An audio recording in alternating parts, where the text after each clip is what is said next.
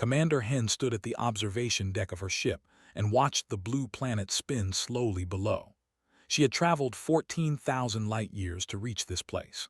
Her people, had mapped thousands of worlds across the galaxy. They had studied hundreds of intelligent species, but nothing had prepared her for what her scouts had reported about the creatures living on this small world they called Earth. "Commander," said her senior analyst as he entered the observation deck. His gray skin caught the light from the planet below. "I have finished reviewing the data from our surface teams.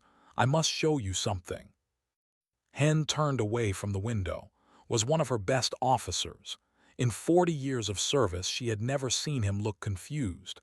But now his face showed something she could not name. It might have been wonder. It might have been fear. "Show me," she said. Activated the holographic display. The image showed a coastal region torn apart by some terrible force. Buildings lay broken. Water covered the streets. Bodies floated in the debris. Hen had seen disaster before. Every world had them. Earthquakes, storms, floods. The universe was not kind to living things. "This happened 3 months ago," explained. "The humans call it a tsunami, a massive wave caused by an earthquake beneath the ocean. It killed nearly 20,000 of them in a single day." Hen nodded. This was normal, expected. "And the survivors?" "That is what I need to show you." Changed the image. Now it showed the same region but different. Ships filled the harbor. Aircraft flew overhead. Thousands of figures in bright clothing moved through the destruction. This footage is from 72 hours after the disaster. "Who are these beings?" "Rescue workers, Commander. They came from all over the planet. Our sensors counted personnel from 17 different nation-states. Many of these nations have no alliance with the affected region. Some are active rivals. Some have fought wars against each other within living memory." Paused. "They sent everything they had." Hen stared at the image. This made no sense. When disaster struck a world, each province handled its own problems. Sending resources to a rival province would be seen as weakness, foolishness. You protected your own people first. That was simple logic. "Perhaps they expected payment," she suggested. "Trade agreements, political favors." "Some aid did come with conditions," admitted. "But most did not. I have documented thousands of individual humans who traveled to this region using their own resources. They asked for nothing in return. Many of them died trying to help strangers." He showed her more footage. A man in an orange suit crawling through broken concrete, calling out in languages he did not speak. A woman carrying a child through chest-deep water, her own wounds bleeding freely. A team working through the night, their faces gray with exhaustion, refusing to stop even when their own government ordered them to withdraw. "The radiation levels in some areas were lethal," continued. "The humans knew this. They went anyway. When one team was forced to leave due to exposure limits, another team would immediately take their place." Hen sat down. She needed to think about this carefully. They had a theory about civilizations. They called it the ladder. Every species began at the bottom, struggling for survival. As they climbed, they became more logical, more efficient. They learned to conserve resources. They learned not to waste energy on those who could not contribute. The strong rose. The weak fell. This was the natural order of things. But these humans seemed to reject that order entirely.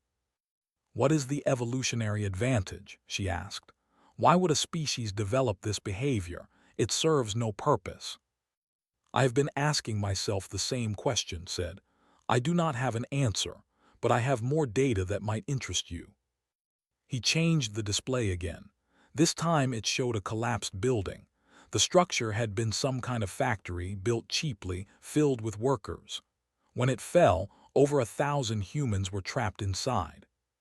"This happened in a nation called Bangladesh," explained. "One of the regions on the planet. The building collapsed due to structural failures. The owners of the factory had ignored safety warnings for months." Hen watched the footage. She expected to see chaos, looting, violence, the strong taking what they could from the weak. Instead, she saw something else entirely. Ordinary people, not trained rescue workers, began digging through the rubble with their bare hands.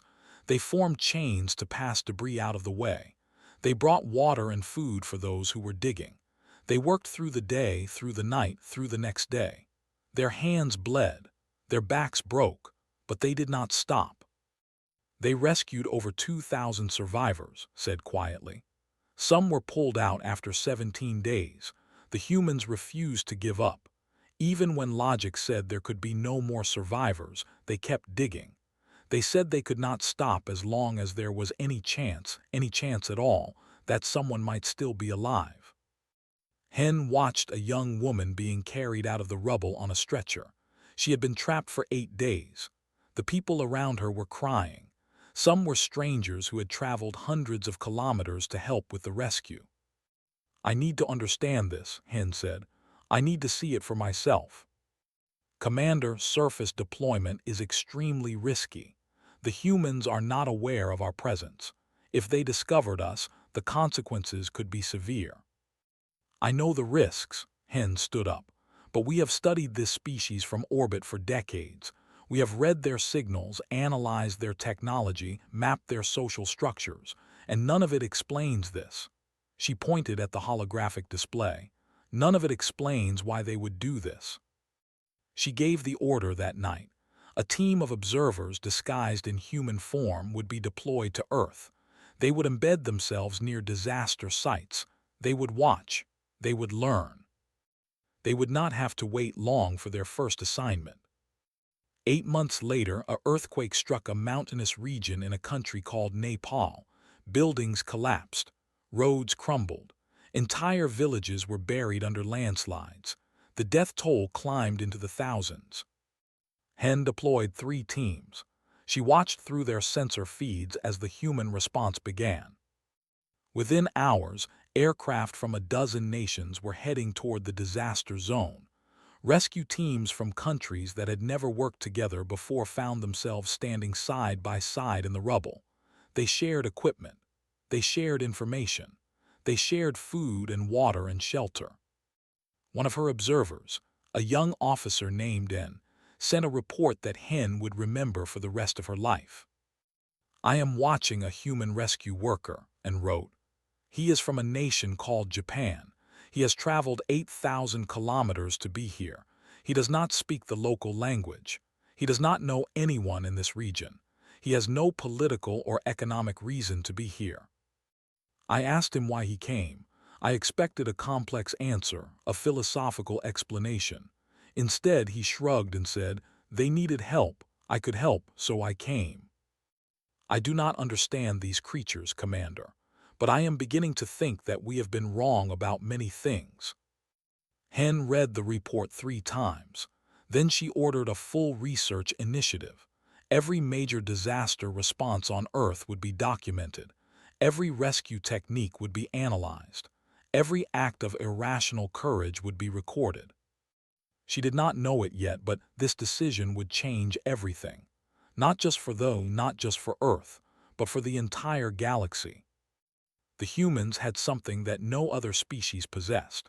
Something that logic and reason and the cold mathematics of survival. Something that made them dig through rubble for 17 days on the hope that one more person might be alive. Hen needed to find out what it was. And she needed to find out if others could learn it. And had been living among the humans for 3 years. She had witnessed 7 major disasters. She had watched countless rescue operations. She had spoken with thousands of survivors and responders, and she still could not explain what she was seeing. Her latest report sat unfinished on her screen. The council back home demanded answers. They wanted explanations that fit their models of how civilizations worked. They wanted logical reasons for illogical behavior. And did not have any. She was currently stationed in a region called Rico. A massive storm had struck the island several weeks ago. The winds had reached speeds that would have forced any to abandon the area entirely. But the humans had not abandoned it. They had stayed and they had fought, and now they were rebuilding. She sat in a small shelter, watching a man named Carlos work on a damaged roof. He was not a professional builder. Before the storm, he had worked in a grocery store.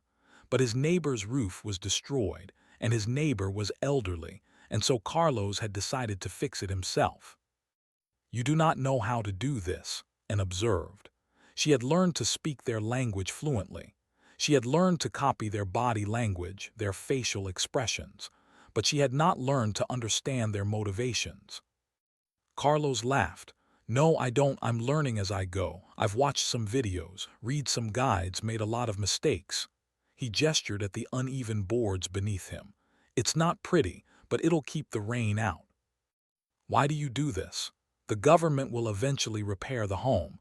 Insurance will pay for the damage. You could simply wait." "Maria is 78 years old," Carlos said. He drove another nail into the board. "She's been living in a shelter for 3 weeks. She cries every night because she misses her home. She misses her garden. She misses her cat, who ran away during the storm and hasn't come back." He looked down at Anne with an expression she had come to recognize. The humans called it compassion. They did not have a word for it. "If I wait for the government, she might wait for months. If I wait for insurance, she might wait for years. But if I do it myself, she can go home by next week." He shrugged. "So I do it myself." And made a note in her report. This was a pattern she had observed repeatedly. Individual humans taking responsibility for problems that were not their own. They did not ask whether it was efficient. They did not calculate the cost versus the benefit. They simply saw a need and tried to fill it. Later that day, she traveled to a distribution center where aid supplies were being organized. Volunteers had come from across the mainland to help. They sorted food, water, medicine, clothing. They worked 12-hour shifts without complaint. One volunteer caught her attention. A young woman named Sarah who had traveled from a city called Boston. She had used her own money to fly here. She had taken unpaid leave from her job. She had no connection to Rico whatsoever. "I saw the news," Sarah explained when asked. "I saw people suffering. I thought about just donating money, but that felt too easy. I needed to do something with my own hands. I needed to be here." "Why?" Sarah considered the question. "Because when you see someone drowning, you don't calculate whether it's worth getting wet. You just jump in." And added this to her notes as well. The drowning metaphor appeared often in human explanations. They seemed to view all suffering as a kind of drowning, and they seemed to believe that anyone who could help had an obligation to do so. This was insane by standards. Resources were limited, energy was limited, time was limited. A rational being conserved these things for themselves and their close allies. Spending them on strangers was waste. And yet the humans did not seem weaker for this waste. They seemed stronger. And thought back to the earthquake in Turkey and Syria. These two nations had been in bitter conflict for years. Their governments traded insults and threats. Their people viewed each other with suspicion and fear. And then the ground shook and buildings fell, and thousands of people were trapped beneath the rubble.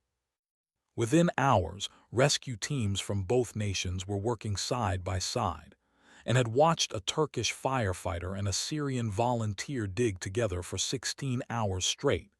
They did not speak the same language. They had been raised to see each other as enemies, but in that moment, none of that mattered. When they finally pulled a survivor from the debris, a young child, both men wept. They embraced each other. For a few seconds, the centuries of hatred between their nations simply did not exist. And had transmitted footage of this moment to the council. They had not known what to make of it.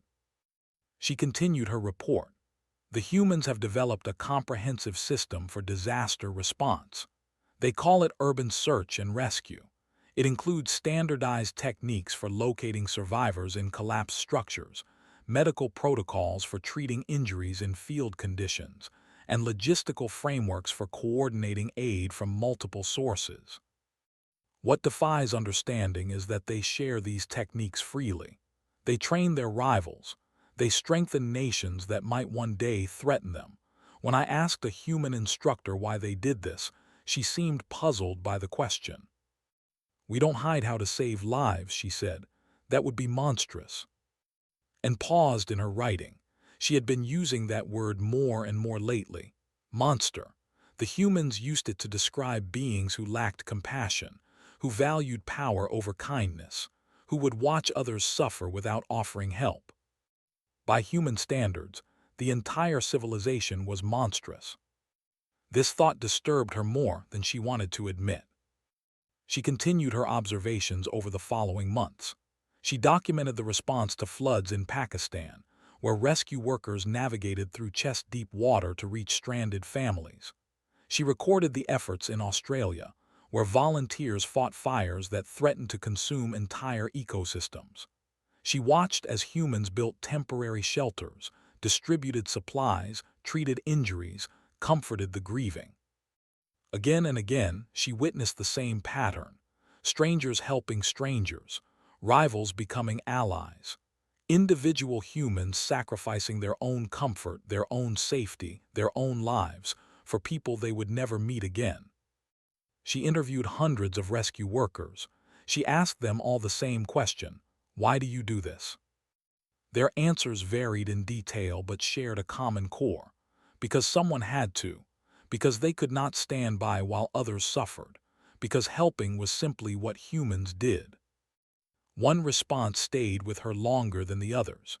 It came from a woman named Maria, a rescue worker from Mexico who had traveled to disaster sites on 4 different continents. "I almost died once," Maria said.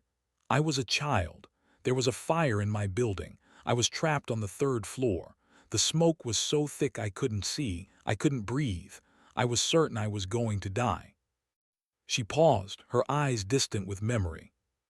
"A firefighter found me. I don't know his name. I never saw his face clearly. He carried me down 3 flights of stairs, through flames that were burning his own suit. When we got outside, he set me down, made sure I was breathing, and then went back in. I found out later that he pulled 6 more people from that building before it collapsed." Maria looked at N with an expression of absolute certainty. "That man didn't know me. He had no reason to risk his life for mine, but he did it anyway without hesitation, without asking for anything in return. And when I grew up, I knew I wanted to be like him. I wanted to be the person who goes back in." And finished her report that night. Her conclusion was simple and devastating. "The humans have a word for what I have been observing. They use the same word to describe both their species and their highest moral ideal. The word is humanity. To be human in their understanding is to care for others, not just family, not just allies, all others. Their identity as a species is built on the belief that compassion is not weakness but strength, that helping others does not diminish them but enlarges them. I do not know how to explain this to the council. I do not know how to make them understand what I have seen. But I know this much: we have been wrong about many things, and the humans have discovered something that we missed in 10,000 years of galactic civilization. They have discovered that a species which refuses to abandon its weakest members does not become weaker. It becomes something else entirely." 10 years had passed since the first observation ships arrived at Earth. In that time, the research teams had documented over 200 major disaster responses. They had filled thousands of files with data, interviews, and analysis. They had struggled to explain what they were seeing in terms that the Council could understand. Now Commander Hen stood before the full Galactic Confederacy Council. Representatives from 47 species filled the vast chamber. Their forms ranged from crystalline to gaseous, from to beings of pure energy. They had nothing in common except intelligence and curiosity. And now, perhaps, a shared confusion about the small blue world called Earth. "Honored delegates," Hen began, "I come before you today to discuss something that has no precedent in our records. In 10,000 years of galactic exploration, we have never encountered anything like what I am about to show you." She activated the holographic display. The chamber filled with images of human disaster response. Rescue workers digging through rubble, volunteers distributing supplies, medical teams treating the injured, ships and aircraft converging from every corner of the planet. When we first observed this behavior, we assumed it was an aberration, a statistical anomaly, a temporary phase that would correct itself as the species matured. Hen paused. We were wrong. She showed them the data, survival rates that mathematical modeling, communities that rebuilt stronger after each disaster, psychological resilience that stemmed from a single simple belief: help will come. The humans have developed something remarkable, Hen continued. They have built a global network of disaster response capabilities. When tragedy strikes anywhere on their planet, resources flow toward the affected region from everywhere else. They have standardized their rescue techniques. They have created international agreements for coordinating aid. They have trained millions of volunteers in emergency response. A delegate from the Empire raised an appendage. What is the efficiency rating of this system? Hen had anticipated this question. By our standard metrics, it is wildly inefficient. Resources are frequently duplicated. Efforts are sometimes wasted. Many rescue attempts fail. She let that sink in before continuing. And yet the system works. It works because the humans do not measure success the way we do. They do not calculate the value of a life based on that individual's potential contribution to society. They do not write off survivors who are unlikely to be productive. They simply refuse to give up on anyone. She showed them footage of a cave rescue in Thailand. A group of young humans and their teacher had become trapped in a flooded cave system. For 17 days, the world watched as rescue teams from multiple nations worked to free them. 10,000 people participated in this rescue operation, Hen explained. They included divers from Britain, engineers from China, doctors from Australia, and volunteers from dozens of other nations. One rescue worker, a former military diver, gave his life during the operation. He knew the risks. He went anyway. The chamber was silent. When the children were finally rescued, the entire planet celebrated. Not one nation, not one species, the entire planet. For a few brief hours, the humans forgot their differences and rejoiced together in a shared victory over death. A delegate from the collective spoke up. This is emotionally compelling, Commander, but what is the practical significance? What threat do these humans pose to galactic stability? Hen smiled. This was the question she had been waiting for. The humans pose no threat, Delegate, but they offer something far more valuable than any threat could demand. She changed the display to show comparative data. I have been analyzing disaster mortality rates across all member species of the Confederacy. The results are consistent. When disaster strikes, mortality rates follow predictable patterns based on infrastructure quality, government response capacity, and resource availability. She highlighted the human data. The humans are different. Their mortality rates are consistently lower than our models predict, not by a small margin, by a factor of 3, sometimes more. Murmurs rippled through the chamber. A factor of 3 was enormous. It represented millions of lives across a civilization's history. How is this possible? The delegate demanded. Because the humans do not wait for official response. They do not wait for orders or authorization or funding. They simply begin helping each other immediately. Every survivor becomes a rescuer. Every witness becomes a first responder. Their entire society is trained to react to disaster with immediate, spontaneous cooperation. Hen brought up one final image. It showed an elderly woman being carried from the rubble of the 2011 tsunami. She had survived for 9 days on rainwater and hope.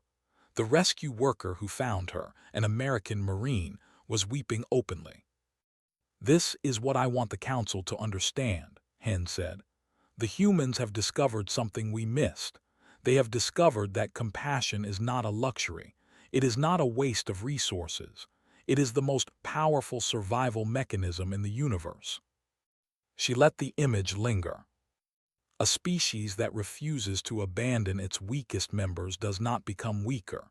It becomes a species where everyone knows they will not be abandoned, where everyone knows that help will come, where everyone has a reason to survive, because survival is not a competition but a shared project. The humans do not save each other because it is logical. They save each other because they believe that every life matters. And because they believe this, they have created a society where it is actually true. Hen took a deep breath. She was about to propose something unprecedented, something that went against 10,000 years of Confederacy tradition. I am proposing that we ask the humans to teach us. The chamber erupted. Delegates shouted objections. Some laughed at the absurdity. Others expressed outrage at the suggestion that advanced species could learn anything from these primitive creatures. Hen waited for the noise to subside. Not their technology, she continued calmly. Not their weapons, not their political systems. We have nothing to learn from them in those areas. But this, she gestured at the image of the weeping Marine cradling the elderly survivor. This we have never been able to create. In 10,000 years, no species has figured out how to make their entire civilization care about strangers. The humans have, and I believe they can teach us how. The debate lasted for 6 hours. Old prejudices clashed with new evidence. Traditional beliefs confronted uncomfortable truths. Representatives argued, questioned, doubted, and finally, exhausted, agreed to vote. The result was not unanimous, but it was decisive. By a margin of 31 to 16, the council approved Hen's proposal. 18 months later, the first Galactic Search and Rescue Training Center opened on a neutral moon. The facility was staffed by human instructors recruited from every corner of Earth. They came from fire departments and ambulance services, from mountain rescue teams and Coast Guard units, from volunteer organizations and disaster response agencies. They taught the technical skills, how to search collapsed structures, how to treat injuries in the field, how to coordinate complex rescue operations. Delegates from 47 species learned these techniques and brought them back to their. But the most popular course had no formal curriculum. It was simply called Why We Go Back. Human rescue workers stood before audiences of alien beings and told their stories. They talked about the people they had saved, the people they had lost, the moments of despair and the moments of triumph. They talked about what it felt like to pull a living person from a place where no life should exist. They talked about the bonds they formed with strangers in the midst of chaos. They talked about why they kept doing this work even when it broke their bodies and haunted their dreams. The aliens listened. Many did not understand at first. The concepts were too foreign, too far from their own experience. But slowly, something began to change. A rescue team saved 300 survivors from a collapsed mine. They worked for 72 hours without rest. When asked why they pushed themselves so hard, the team leader gave an answer that would have been incomprehensible to her species a decade earlier. Because someone had to, she said, and we were there. The Empire reformed its disaster response protocols. The collective established a volunteer corps. Species that had never cooperated before began sharing rescue resources across borders. None of it was efficient by traditional standards. Resources were duplicated. Efforts were sometimes wasted. The old models of civilization still made logical sense. But the new model worked better. Survival rates climbed. Communities recovered faster. And something even more valuable began to emerge: trust. Species that had viewed each other with suspicion found common ground in the shared project of saving lives. Commander Hen retired 3 years after the training center opened. On her final day, she received a message from Hen, who had remained on Earth as a permanent liaison. "I finally understand," and wrote. "I have spent 15 years trying to explain the humans in terms we could comprehend. I looked for evolutionary advantages, game theory explanations, hidden selfish motives. I found none. The truth is simpler and stranger. The humans help strangers because they believe it is right, not useful, not logical, right. They have built their entire civilization on the belief that compassion is a moral duty, not a strategic choice.